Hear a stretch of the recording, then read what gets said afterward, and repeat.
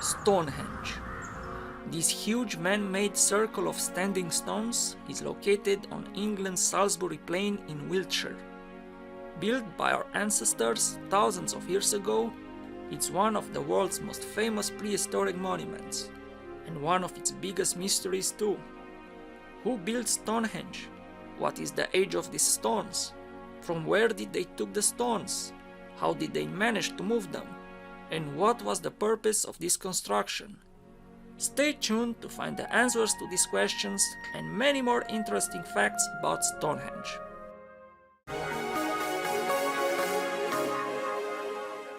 The biggest of Stonehenge's stones, known as sarsens, are up to 9 meters tall and weigh 25 tons on average.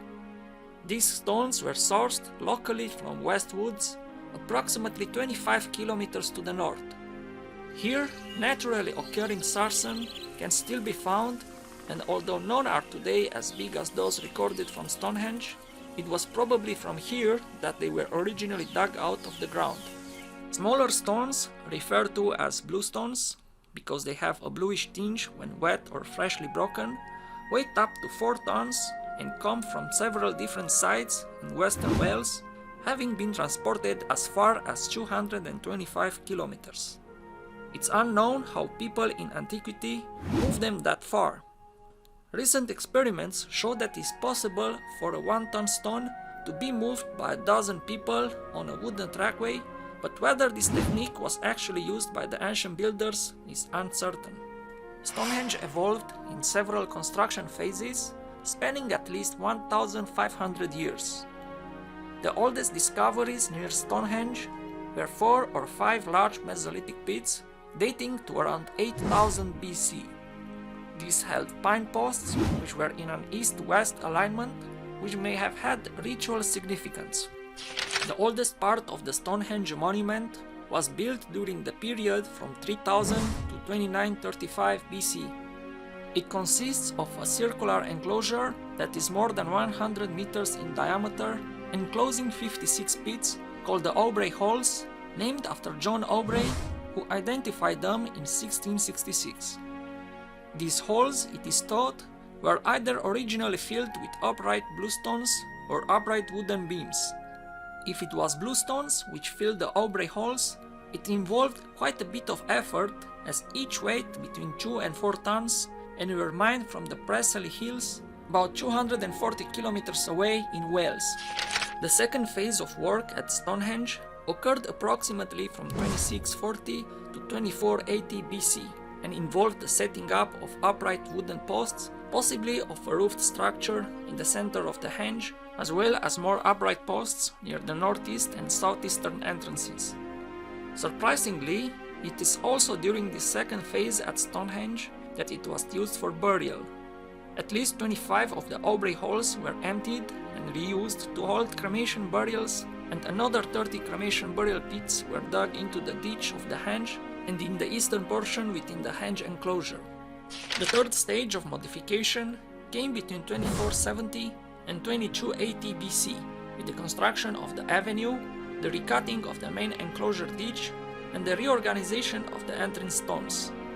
Around 2200 BC, the bluestone circle was disassembled and rearranged into 2 oval settings, one inside the horseshoe of sarsens and one between these and the other sarsen uprights. By 1800 BC, the stones were being broken and carvings were being etched into the sarsens. The Y and Z holes are the last known construction at Stonehenge, built around 1600 BC, and the last usage of it was probably during the Iron Age. At some point in the late or post-Roman period, during the 4th or 5th century AD, the bluestones were again modified, but the full extent of this alteration is unknown. The Stonehenge that is visible today is incomplete, many of its original sarsens and bluestones having been broken up and taken away probably during the Britain's Roman and medieval periods.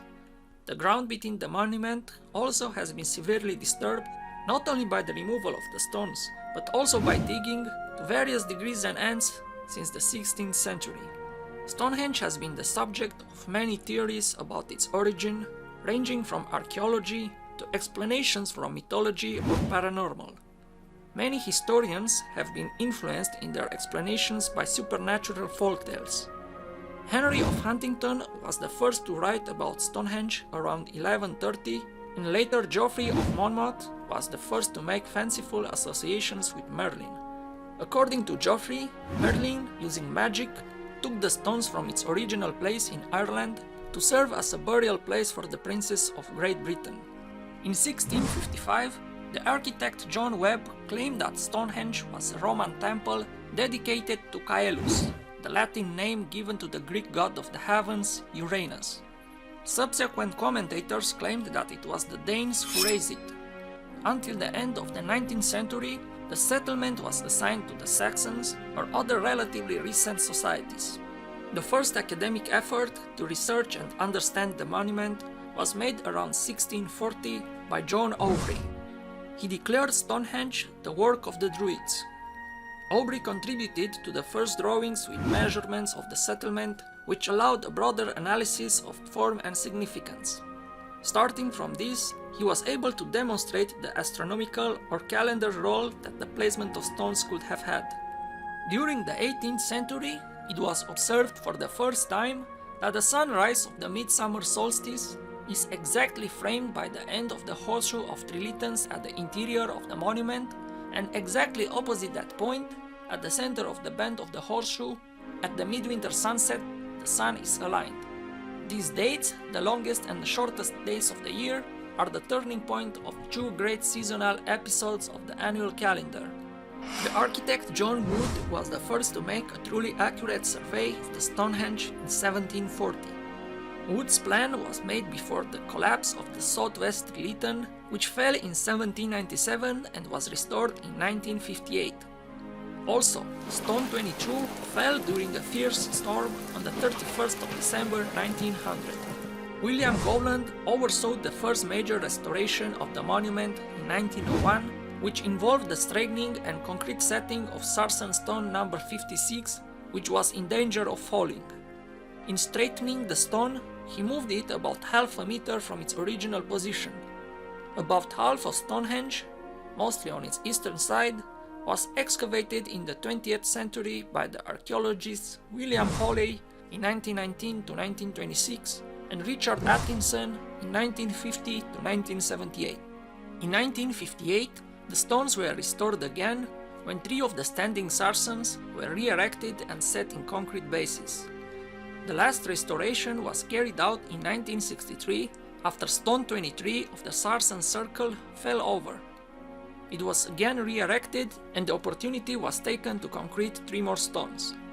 In 1986, Stonehenge was added to UNESCO's Register of World Heritage Sites. In the mid-20th century, radiocarbon dating demonstrated that Stonehenge stood more than 1,000 years before the Celts inhabited the region, eliminating the possibility of its construction by ancient Druids. Many modern historians and archaeologists now agree that several distinct tribes of people contributed to Stonehenge, each undertaking a different phase of its construction. Bones, tools, and other artifacts found on the site seem to support this hypothesis. The first stage was achieved by Neolithic agrarians who were likely indigenous to the British Isles. Later, it is believed groups with advanced tools and a more communal way of life left their stamp on the site.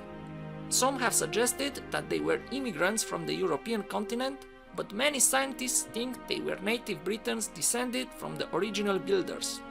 In 1963, American astronomer Gerald Hawkins proposed that Stonehenge had been constructed as a computer to predict lunar and solar eclipses, while other scientists also attributed astronomical capabilities to the monument. Most of these speculations have been rejected by experts. In 1973, English archaeologist Colin Renfrew hypothesized that Stonehenge was the center of a confederation of Bronze Age chiefdoms. Other archaeologists, however, have since come to view this part of Salisbury Plain as a point of intersection between adjacent prehistoric territories, serving as a seasonal gathering place during the 4th and 3rd millennia BC for groups living in the lowlands to the east and west. Other theories suggest that the site could have been a place of healing where sick people gathered in hope of being cured by the monument's miraculous powers. But one thing is for sure, Stonehenge was used as a cemetery. Experts estimate that about 200 people are buried on the grounds. They also think that important funeral ceremonies would have been performed at the site, though why the dead were laid to rest there, no one knows. Today, Stonehenge is one of the most iconic monuments in the world. Well over 1 million people visit the site every year and the numbers are on the rise, especially since the opening of a new visitor center. I hope you enjoyed our video. If you want to see more interesting videos, help our channel to grow by pressing the like button and share our videos with your friends. And if you're the first time here, don't forget to subscribe.